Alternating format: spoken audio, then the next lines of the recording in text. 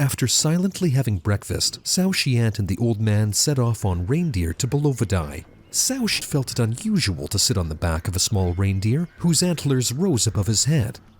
Where is Belovodye located? Is it in our physical world, or is it somewhere in other dimensions? In our world, there are only places through which you can enter Belovodye. These are sacred places that closely connect with the upper sky of the world of dreams. Belovodye itself is not here. It exists in the world of dreams, in the world of Ulgen. In our world, there is one land and one sky. However, in the world of dreams, there are many skies and lands. Some say there are 7, some say 10, some say 49 or 108. These heavens, like spheres, encircle the earth, each in its own direction.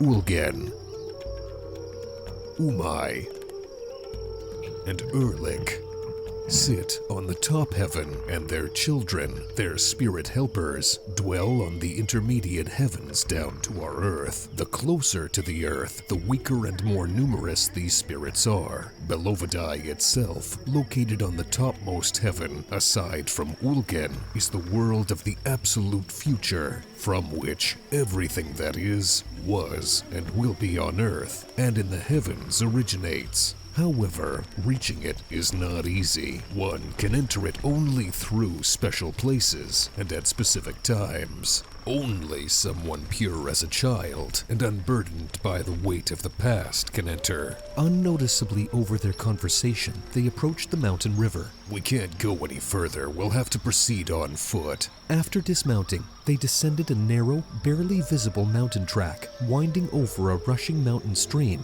After a few hours, as the sun was setting, they arrived at a small mountain lake.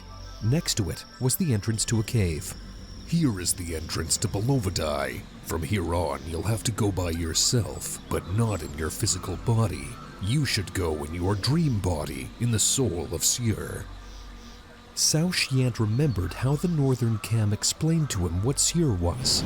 Seir is the body in which you act in a dream, while your physical body simply lies there. However, you move around, fly, and perform other actions as if in some other body. That's what Seir is. It's called Seir when it appears in our physical world in the form of a ghost. You can see this ghost in various places like cemeteries, caves, or old castles. How can I master this body? To do that, Cao Xiant, try the following. Imagine a room you're very familiar with and feel yourself in it. Cao Xiant thought of his apartment, visualizing it from above. No, right now you're seeing it from the perspective of the soul Taios, as if from the side, from the height of a bird's flight. But you need to feel yourself in it physically, walk around, look at things, just as you used to when you lived there. Cao Xiant walked around the room. Even though his physical body was sitting in the yurt, he was as if in another body, walking around the apartment. Well done, now you're doing it. This is your Seir, feel it. Cao Xiant paid attention to his body, in which he was walking around the room. Everything he saw reminded him of how he typically experienced a dream. Yes, you're now in the reality of a dream. But you've entered the past of your apartment. Now, transport yourself to its present. Don't just remember it, but feel yourself entering it today, right now.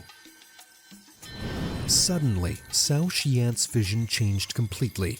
The furniture had been moved to the center of the room. Newspapers were spread everywhere. Apparently, repairs were underway. That's it. Your relatives have started repairs. You managed to shift to the present from your memories. Now, project yourself into the future. Cao Xiant envisioned himself entering the apartment in a month, and his vision changed once more. The furniture was now in new places, the apartment was clean, and everything was tidy. Well done. Your Seir moves very well. Not everyone gets it right away. Sometimes it takes considerable effort to achieve this. Now, let's move on to the next practice. Imagine a road you're familiar with and slowly, without hurrying, walk along it in Seir. Cao Xiant did as instructed, but after about 5 minutes, he started stumbling and jumping over significant sections of the path. After about 15 minutes, other images began to intrude on his vision. This exercise is more challenging. Keep practicing it as often as possible until you can walk freely in Seir as you do in your physical body, without stumbling or getting distracted. From that point on, Cao Xiant became better at sensing and controlling his Seir soul. During his nighttime dreams, his Seir soul began to take shape, responding to his will. Remember, all your thoughts, dreams, memories, images, and feelings, they are the dream world in which your souls fly. Taios resides in memory. Her qualities are attachment to principles, places, and people from the past. Boss is always striving for something new. She seeks new experiences, knowledge, and discoveries. The essence of Kut is the desire to possess something, to have something. Suna, it just contemplates everything without any particular ambition. They approached the cave. Now go in alone. Remember that inside you will be greeted by the spirit of Siberia. If your heart is ready to serve it, if you are willing to dedicate your entire life, then it will allow you into Belovodye. Cao Xiant entered the cave and wandered through its dark labyrinths, relying solely on intuition. He walked and walked until he stopped in front of a massive stone pillar blocking his path. He sat down in front of it and began to pray to the spirit of Siberia, offering himself to it forever. But something interrupted his prayer. He remembered how many times he had wanted to dedicate himself completely, but couldn't, because other desires distracted him. Then he opened up and said, "Transform me, O Great Spirit, so that I may become your faithful instrument." Suddenly, he heard a wild roar and powerful footsteps. He thought he heard a bear in the cave. It might devour me. Yes, if necessary, let it devour me, because I came here to attain or die, which is essentially the same thing. The roar grew louder, and it seemed like something gigantic was approaching him. But Cao Xiant sat there, relaxed and open, accepting everything the spirit offered him. Suddenly, he seemed to fall somewhere, either into a dream or a chasm, and before him a massive crystal shone, which he initially mistook for a column. Some power carried him through it, and he found himself next to a mountain peak, illuminated by light.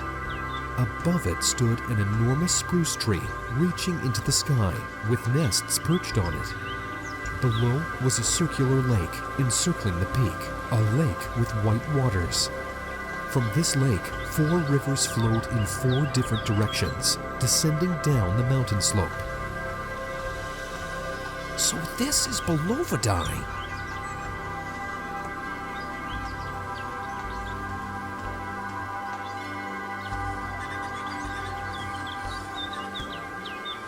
On his right, an old man with a long white beard approached him, dressed in a long white robe that reached his feet.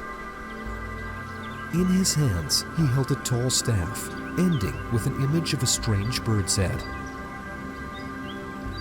Here you are, young one, he said to Cao Xiant, studying him intently with his penetrating gaze.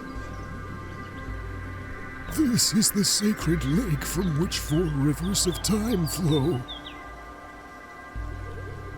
The southern river belongs to Ulgen.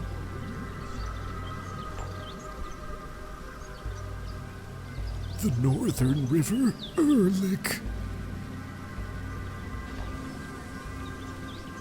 The eastern river, Tengri.